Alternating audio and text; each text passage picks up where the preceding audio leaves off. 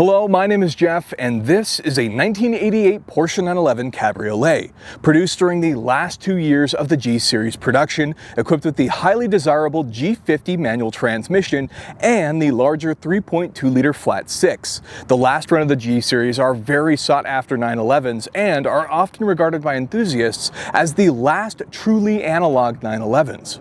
This particular car has just over 40,000 original miles and is for sale. It's heading up for auction on Bring a Trailer, where it will be selling with no reserve as offered from Casio Motors. And in this video, I'll take you through the exterior, the interior, the powertrain, and of course, we'll take it for a drive.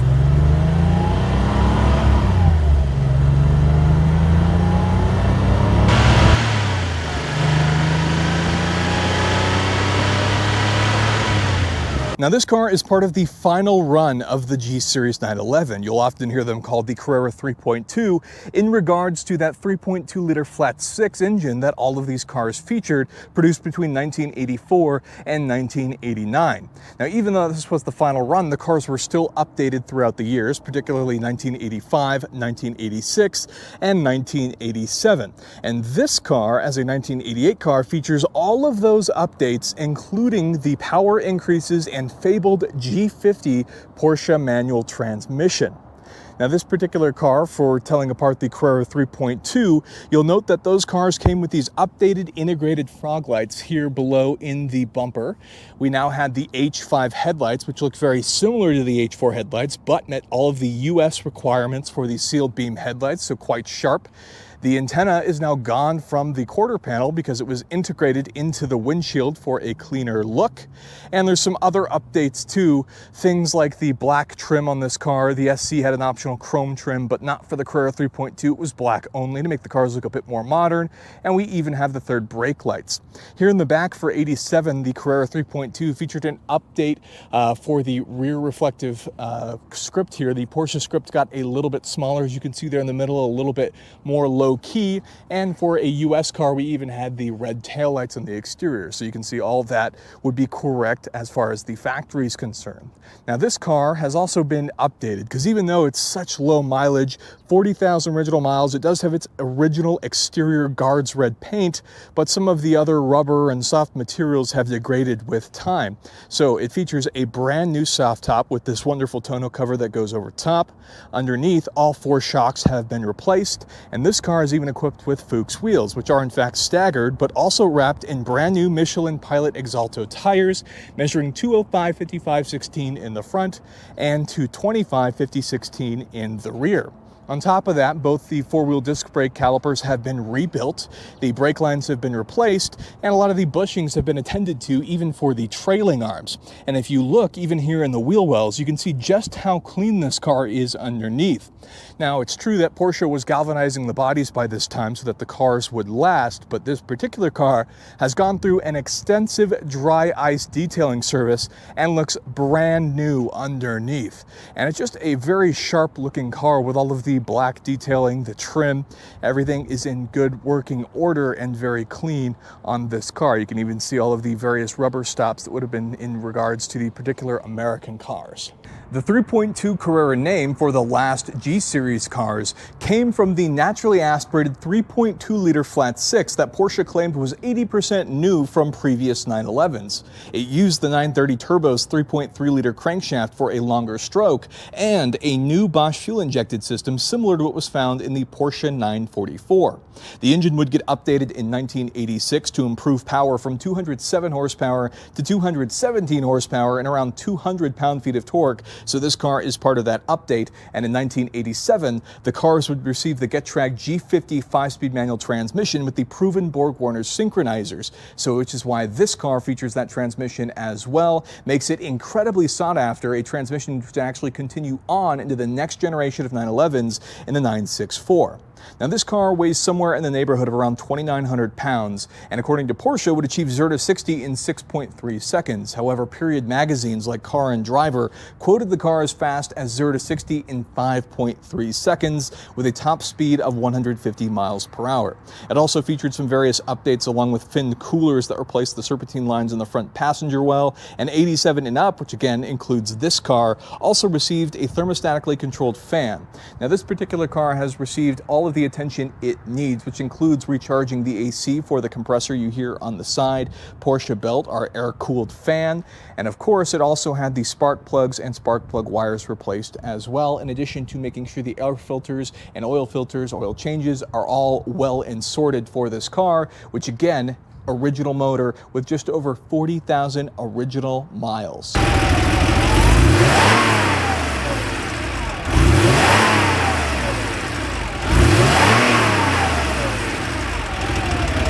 Moving on to the interior, if we open it up, this particular car is finished in black, and some of the items that are known to wear, like the seats and the carpet, have actually been replaced. However, the back seats are original, but they are in fantastic condition, as you can see here. Not often do you have people in the back of your 911, but instead they serve more so as additional storage for anything that does not fit in the front of your Porsche 911. Now, moving the seat back up here, this car is a later car, actually received these seats, which were updated in 1985 per the 3.2 Carrera updates, which also came with things like these power seats that you'll find on this car for both the driver and passenger side. And this car even has the optional cruise control, which can be noted by some of these stickers here on the side with the additional stick on the column. So that's all nice features there. Some of the other updated things you'll see on the late cars include these very, very large air vents. Seems like a weird detail at first, but these are the largest air vents that were ever featured on a G Series 911. So they wanted to improve the flow of the air conditioning, and that's what you see here in these late model cars. Another thing that makes them that much more desirable is their better livability. You can also see we have some lighting controls and our left-hand Le Mans style ignition, which Porsche is of course famous for.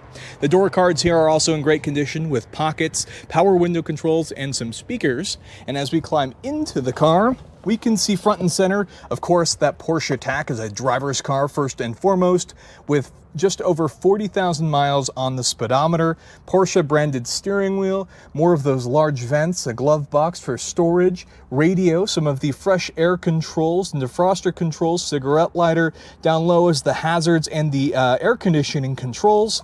Below that, we do have the shifter for that Getrag G50 manual transmission.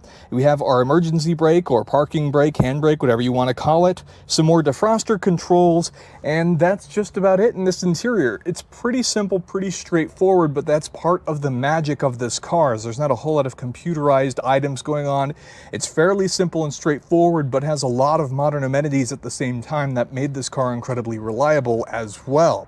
That's one of the reasons that enthusiasts prefer these really late cars, but also refer to them as one of the last truly analog Porsche 911s ever.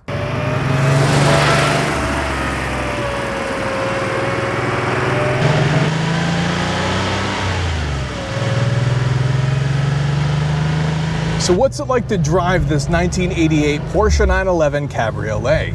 Well, it feels like driving a brand new car. Obviously, the powertrain only has 40,000 miles on it, but replacing things like the shocks, the bushings, the brakes, and even brand new tires really makes it feel like a new car. And on top of that, this being the Cabriolet means you have the top down, wind in your hair. You get to enjoy all of the sounds and things that come with driving a Porsche 911. In particular, one of the things that I quite like about the 911 experience is just the pontoon fenders, the way the headlights come out and you get to take a look at the car and see everything that it has to offer. But then this car is a later car. When you need it, plenty of power from that 3.2. One of the benefits of getting the 3.2 Carrera is this made a lot more horsepower, and even the updated horsepower is a late model car to 217 horsepower. Not too shabby. This thing will move no problem. And realistically, if that really wasn't enough for you, there's plenty of stuff on the aftermarket too, but I think this is plenty as the car is. This is a fantastic example where all of the things that deteriorate with time have been updated, except for the things that are nice to have original. The paint and the motor are all original, and it's just been updated with the rubbers that go bad, the wear items, that type of stuff breaks, and it's a wonderful experience.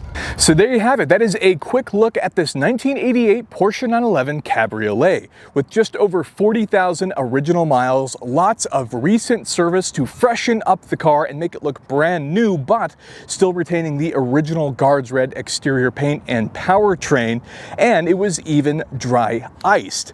Now this car is also one of the most sought after 911s, featuring the G50 manual transmission transmission and the larger 3.2-liter flat 6 as one of the final cars produced as part of the G Series run, and often considered by enthusiasts as the last truly analog 911. But this car is also for sale, so if you're interested, this car is heading up for auction on Bring a Trailer, where it will be selling with no reserve as offered from Casio Motors. That's also the end of the video, so if you enjoyed it and could leave me a thumbs up, I'd really appreciate it, and consider getting subscribed for more content like this and even more cars for sale from Casio Motors. But with that, thank you so much for watching, and I'll see you in the next one.